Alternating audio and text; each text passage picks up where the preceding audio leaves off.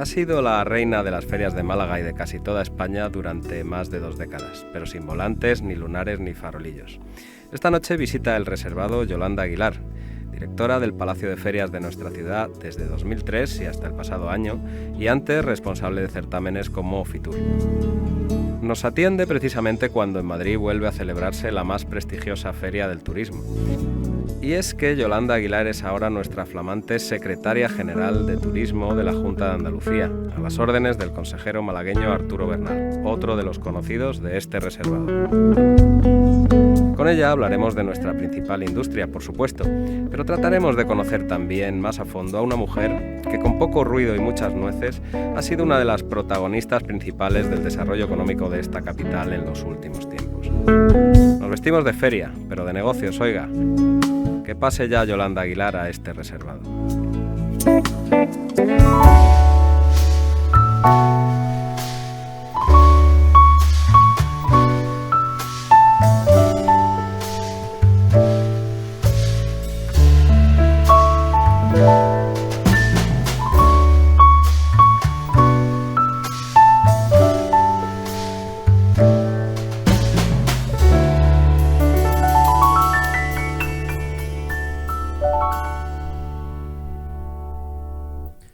Yolanda, muy buenas noches y gracias por hacer un huequito en tu apretada agenda para venir aquí, a la que sin duda ha sido tu casa tanto tiempo. Buenas noches, mucha ilusión estar en esta casa que para mí tiene un karma y una magia muy positiva. Para los espectadores que no lo sepan, decir que Yolanda Aguilar, ahora secretaria general para el turismo de la Junta de Andalucía, pues ha sido durante ¿cuántos años directora de Palacio de Ferias, donde se graba este programa? Casi 20. El 1 de diciembre habría hecho 20. Me marché en agosto, pues casi 20. Desde que se abrió, desde un poquito antes de que se abriera, porque yo llegué en diciembre de 2002 y se inauguró en marzo de 2003. Así que la vida de las 2 primeras décadas de este palacio sí que es verdad que la he llevado muy dentro. Pues de nuevo bienvenida, pero como se está celebrando ahora mismo Fitur y te agradecemos que hayas hecho ese hueco para atendernos, vamos a empezar hablando de tu nuevo cargo en la Junta de Andalucía, de cómo está el turismo, de qué previsiones tenemos para nuestra principal industria. Primero me gustaría preguntarte y saber cómo se produjo esa oferta. O sea, una persona que lleva tantísimo tiempo dedicada aquí a la gestión de este triunfante palacio, ¿cómo le llega la oferta de repente de dedicarse a la política, a la gestión regional? Bueno, de forma inesperada. No estaba en el guión, ¿no? Yo no soy una persona que esté dentro de lo que son las familias políticas y siempre he hecho mi trabajo desde competencias profesionales, ¿no? Y estaba por Rías Baixas, Galicia, pasando unos días de descanso cuando me llamó el consejero y me lo propuso. Y la verdad es que fue algo inesperado, pero por otro lado fue algo lógico, ¿no? Porque el consejero y yo, en nuestros 20 años de trayectoria profesional en Málaga, hemos estado siempre muy cerca y hemos hecho diferentes colaboraciones desde sus distintos ámbitos y en mi caso siempre desde FICMA, desde el Palacio de Feria y Congresos de Málaga. Y incluso, aunque él siempre estuvo en turismo, cuando más relación hemos tenido ha sido en su etapa de Stenda, porque Stenda participa en muchas ferias en Málaga. Siempre hemos tenido muy buena sintonía, tanto profesional como personal, y lo que es muy importante, una coincidencia en la forma de ver las cosas, en la forma de pensar, en la forma de entender el turismo también, la innovación, una serie de inquietudes. Y yo creo que eso hizo que él pensara en mí. A mí nunca se me ocurrió que él iba a pensar en mí, porque yo en ese momento no me sentía o no me veía. Estaba muy en el camino de la innovación que tiene como trayectoria el Palacio de Feria y Congresos de Málaga y en el del turismo siempre he estado, pero no era mi foco principal en ese momento. Total, que no te lo tuviste que pensar mucho, ¿no? Sí que lo pensé. ¿Sí? Lo que pasa ¿Tardaste es que en dar la respuesta? No me dejó, no me dio tiempo. Me dio un poquito más tiempo del que le dieron a él.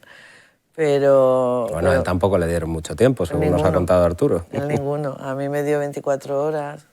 Yo quise hacer varias cosas. Una, estar en un consenso familiar con respecto a esa decisión, porque implica ir a Sevilla.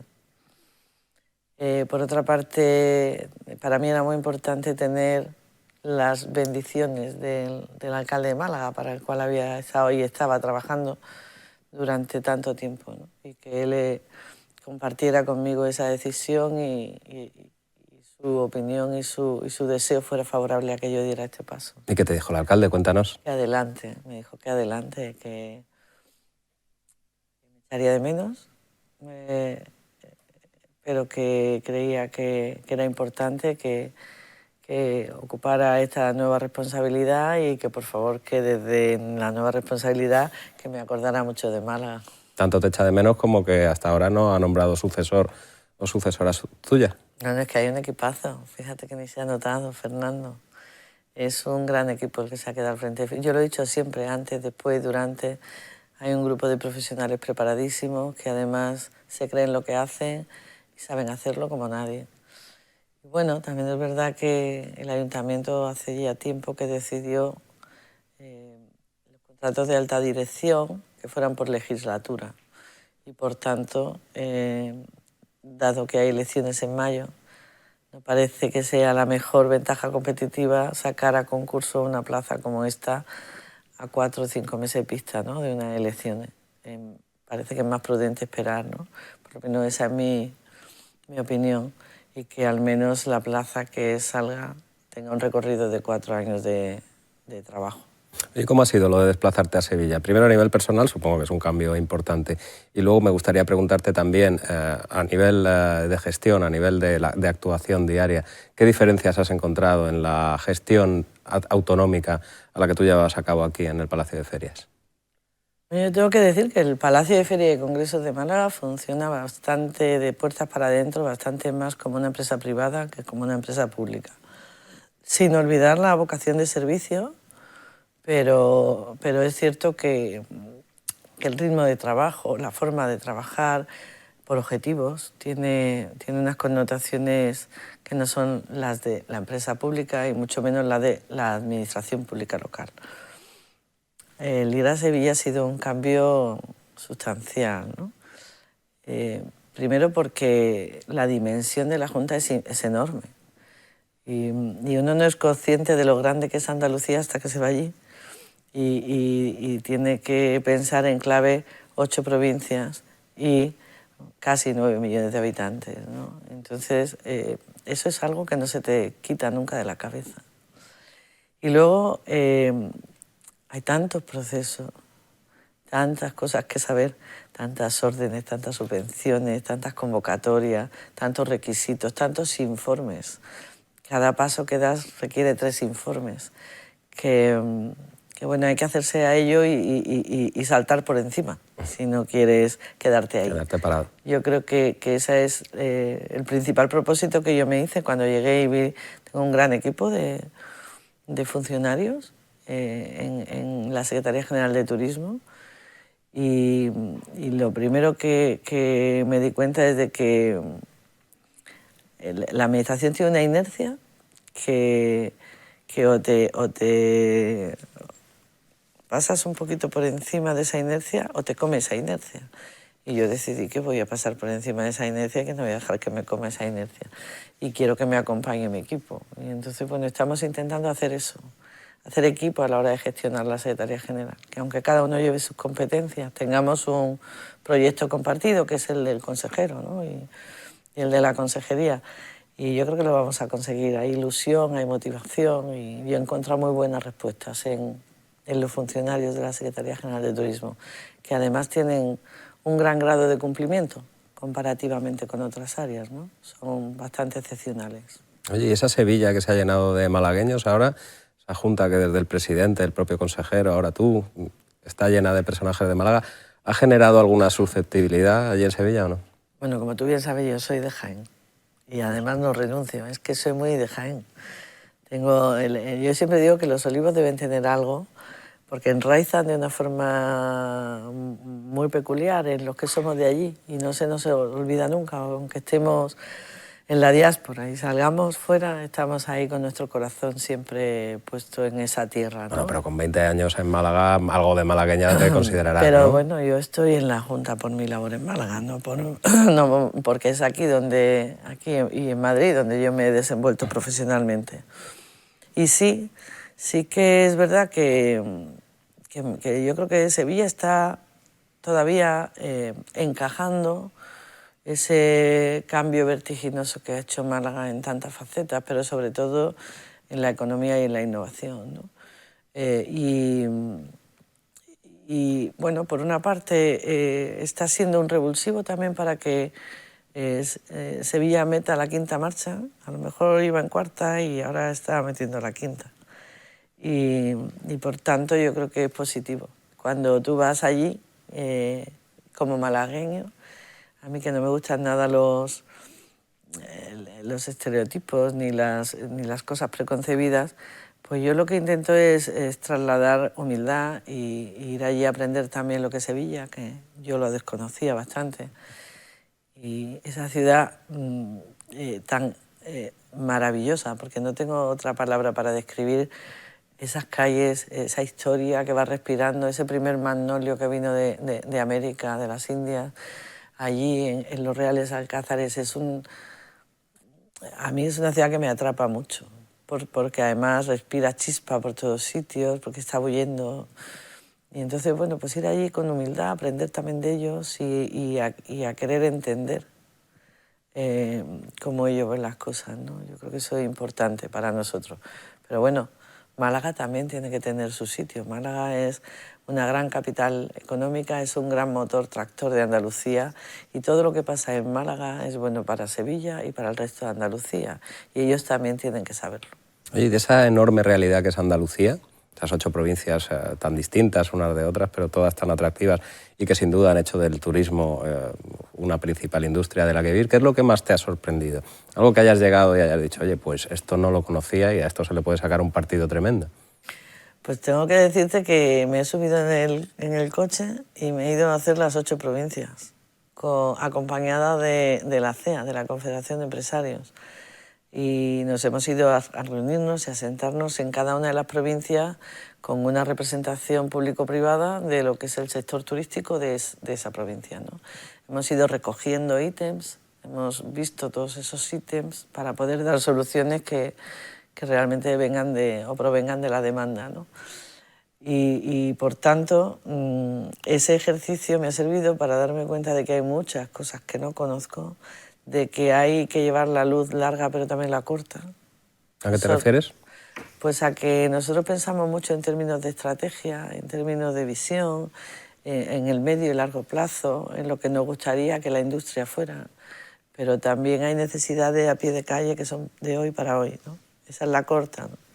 Y entonces esa es una de las conclusiones, ¿no? Y que las principales preocupaciones que puede haber en nuestra cabeza pensando en el futuro, que yo creo que es una responsabilidad que tenemos, pues luego se tienen que hacer posibles conjuntamente con el día a día de las necesidades que tiene el empresariado, la industria, los profesionales, los trabajadores. Esa es un poco la principal sensación que me he traído. Y luego mucha oferta desconocida para mí. Y mira que creo que soy una buena conocedora de mi tierra, de Andalucía, de nuestra tierra, pero sí que me he encontrado en esas reuniones que han aparecido nuevos escenarios que desconocía, por ejemplo, y que me he ido a visitar, por ejemplo, Minas de Río Tinto. Minas de Río Tinto es un gran producto de turismo industrial que tiene unas connotaciones singularísimas y yo nunca había estado allí. Qué interesante. Y hablabas de reuniones con la CEA. Sin duda es uno de los ejes estratégicos que ha marcado el consejero, en el que, por supuesto, estás tú, y es hacer copartícipe al empresariado de las decisiones que se tomen desde la Administración autonómica. Esto no había sucedido en el turismo hasta ahora, ¿no? Bueno, no, así de esta manera no. Y bueno, creo que hay dos razones fundamentales. Una es el convencimiento. O sea, nosotros mal gobernaríamos si gobernamos sin hacer lo que nuestra industria quiere que hagamos, ¿no? Eso no significa que tengamos que hacer todo lo que la industria diga, pero sí que no podemos ir sin escucharlo, sin consensuar, sin llevar al territorio, al terreno de sus necesidades, las medidas a tomar dentro de nuestras posibilidades. Luego hay un dato importante y es que el consejero esto ya lo ha hecho antes. Entonces, aquí en ese sentido juega con ventaja. ¿Cómo no va a querer implementar en Andalucía lo que ya le ha salido bien en Costa del Sol y ha hecho que funcione? Y entonces esta es la intención y yo espero que lo consigamos, porque por lo menos en los inicios se está viendo una muy importante colaboración tanto de los agentes sociales como de los agentes empresariales. Otro malagueño al frente de la Confederación Empresarial de Andalucía. ¿Todo va en el mismo camino? Bueno, también con alguna raíz jienense, por cierto. También. De Javier González de Lara no podemos decir nada más que qué suerte tenemos de tenerlo ahí y de que siga ahí y de que tenga esa gran cabeza que tiene y ese gran tino que tiene. Pero al final quien crea empleo es quien crea empleo, ¿no, Yolanda? Por mucho que desde algunas instituciones y desde algunos ámbitos se hable a veces de que el turismo deja bastante poco valor añadido, ¿no? Hablo del gobierno. No, yo no puedo estar más en contra de esas opiniones que vierten. Yo creo que personas por cargos muy relevantes que tengan que no se lo han estudiado bien, porque si no, no lo comprendo. El turismo es la industria que mueve España, es el motor económico de este país. Y además yo lo digo con un convencimiento, pero también creo que con conocimiento de causa, porque al final soy una observadora durante 30 años de este sector, ¿no? Y la industria turística, tal y como se ve desde esa perspectiva que tiene Fitur, es una industria turística transversal y heterogénea, en la que no hay nada complementario, todo es importante, porque al final lo que hace la industria es precisamente el turista. Y me explico. Un destino per se no es turístico o no turístico. Un bar dentro de un destino es turístico si el destino lo es. Una cafetería, una tienda, un comercio, una tienda de ropa, pero también la tecnología, también la cultura, también la gasolina, también los coches, también la alimentación que venden las grandes cadenas de supermercados o las pequeñas y la pescadería del barrio. Y al final todo eso termina afectando a la propia fabricación industrial. Es decir, si hay pandemia, se fabrican menos coches, porque todo el mundo del rentacar no compra flotas. Y las gasolineras, todas ellas, pierden capacidad, porque tienen pues 2 millones de personas menos moviéndose por sus carreteras. Ya que el turismo es algo que si alguna vez fuéramos capaces, y nosotros lo vamos a intentar, de tener la cuenta de verdad de lo que este país depende del turismo, entonces quizá esas personas que dicen que el turismo no sé, dirían otras cosas, ¿no? Lo que sí es verdad es que hemos de ser muy responsables con nuestros territorios y hemos de cuidar mucho de nuestro entorno y hacer compatible el turismo con ese cuidado por la tierra en la que vivimos. Y eso sí que es verdad. Porque lo contrario genera la turismofobia. Porque lo contrario es insostenible. Porque hoy por hoy solo podemos vivir cuidando nuestro planeta, porque si no estaríamos dejando de mirar a los ojos a nuestros hijos, de poder mirar a los ojos a nuestros hijos. Es nuestra obligación. Eso contrasta, sin embargo, Yolanda, con ese ánimo, esa profusión que tienen muchos políticos o que han tenido de estar siempre pensando en la cifra de turistas. Hemos batido el récord. Es que no nos interesa la cifra, el consejero lo ha dicho recientemente. A mí tampoco me interesaba la cifra en las ferias. Lo importante es la calidad de lo que tienes, de tu oferta y de tu demanda. Y la calidad hace que con menos turistas ingresen más y por lo tanto haya mejor repercusión económica. Este es nuestro objetivo principal, ¿no? El buscar nichos que nos permitan ser más sostenibles en términos de estacionalidad, en términos de equilibrio territorial y también en términos de poder adquisitivo, ¿cómo no? Y no luchar por el precio, nada más. No luchar por el precio. Bueno, ¿y cómo ha sido volver a Fitur? Supongo que emocionalmente también muy importante para Yolanda Aguilar. Para los espectadores que no lo sepan, dirigió Fitur hace mucho tiempo, en una etapa de verdadero auge de la que es una de las ferias del turismo más importantes del mundo. Bueno, tengo que decir que ha sido un impacto, porque yo pasé 13 años de mi vida sin Navidades. Fitur te comía las Navidades, incluso me quedé una vez encerrada una noche vieja en IFEMA y no podía salir. ¿Qué hiciste? Cuéntanos. Pues tuve que llamar al subdirector general entonces para que avisara al vigilante que como era el 31 y que pensaba que aquello estaba vacío, él no sabía que yo estaba en mi despacho trabajando, pues había ido a tomarse la cena con su señora a un espacio que tenían allí y con sus hijos. Y tenía el teléfono apagado. Entonces, bueno, tuvieron que buscarlo por la vía de la llamada de emergencia para que me abriera la puerta. Entonces, las Navidades eran siempre con listados, corrigiendo catálogos, con los pases de visitantes. Antes no estaba todo tan mecanizado. Y esta vez ha sido como una vuelta a aquel momento, ¿no? Unas Navidades otra vez con Fitur encima de la mesa todos los días, viendo listados, preparando agendas, preparando entrevistas, preparando reuniones y esperando que todo salga como queremos. Así es que entrañable, ¿no? Es como dar un salto atrás, pero desde otra visión, desde otra perspectiva, mucha ilusión. ¿Y cómo espera la Junta que se desarrolle el año turístico en Andalucía? Esta incertidumbre que hay, con la guerra, la inflación, no sabemos económicamente verdaderamente cómo va a ser el año. A ver, las incertidumbres existen y lo que esperemos es que no sean mayores y que algunas de las que hay se conviertan en certidumbres. Pero con estas incertidumbres las previsiones son muy buenas. En tanto en cuanto se están programando vuelos, se están ofreciendo asientos, se están mejorando todas las cifras de vuelos de la temporada de invierno. De eso yo creo que se va a hablar en Fitur. Tendremos una buena temporada con una buena cifra de gasto medio, que es de lo que estábamos hablando. O sea que nosotros somos optimistas. Sabemos que el empresariado todavía sigue sufriendo, que todavía no ha terminado de recuperarse y nuestro foco de trabajo se va a centrar en poder poner convocatorias de fondos europeos que les permitan o que les ayuden a ir un poquito mejor, pero yo creo que también y sobre todo les va a ayudar los buenos resultados y las buenas cifras que vamos a tener en 2023 en turismo si no hay ningún otro factor más que se incorpore a los ya existentes. No quiera Dios, porque llevamos unos añitos que... No queremos. Ha venido un tuerto a vernos.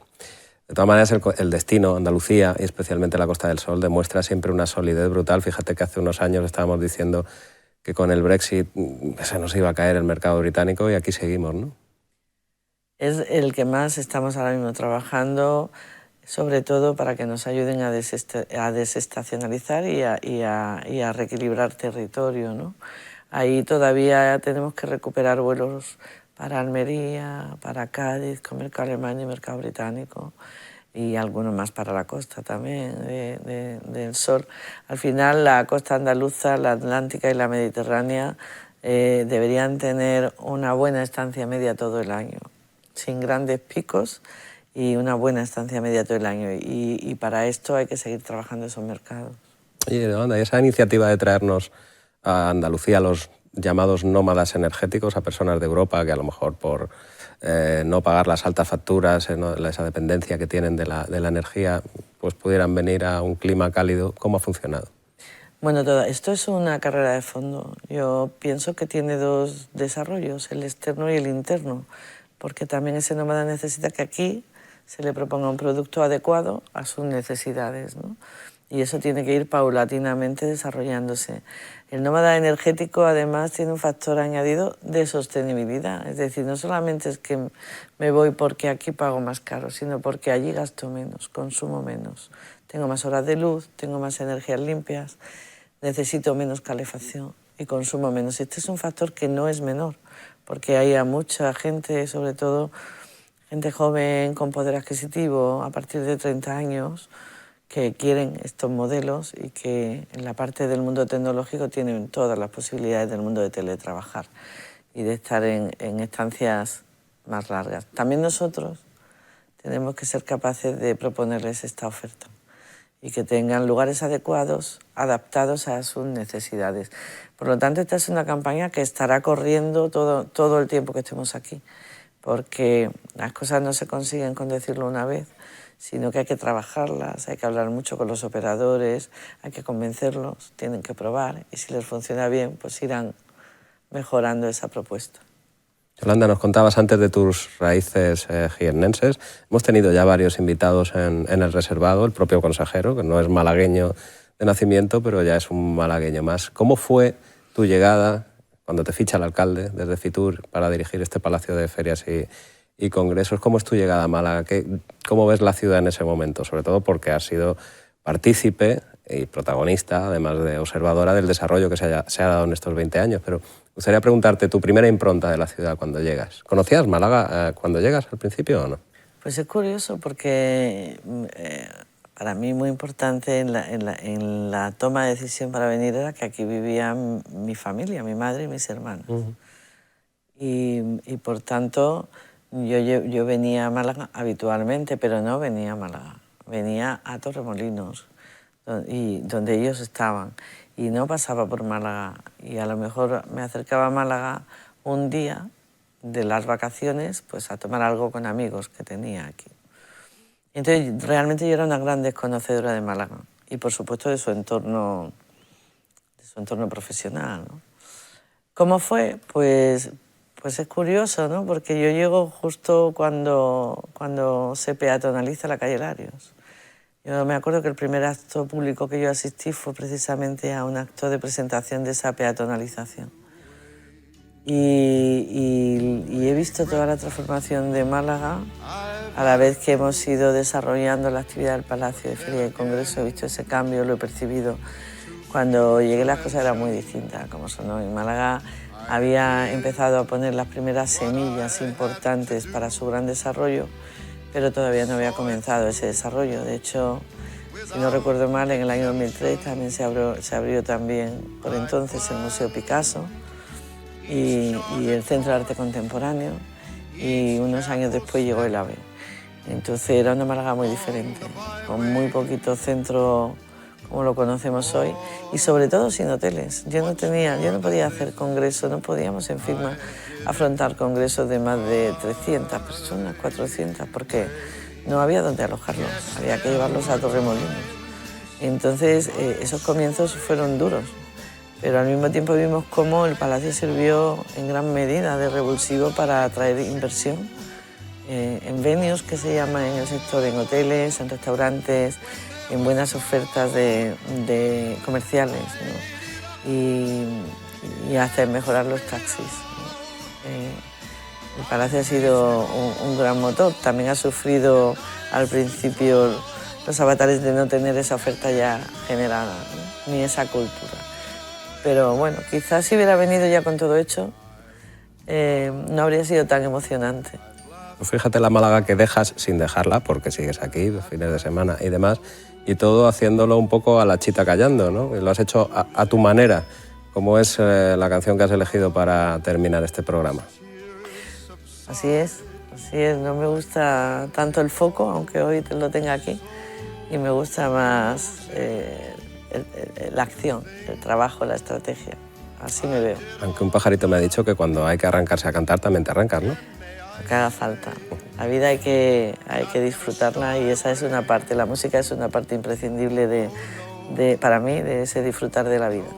Bueno, pues te dejamos, que tendrás que seguir con tu agenda apretada en Fitur. Estamos encantados de que hayas estado aquí. Yolanda Aguilar, muchísimas gracias. Un placer. Y buenas noches. Aquí bienvenida siempre, por supuesto.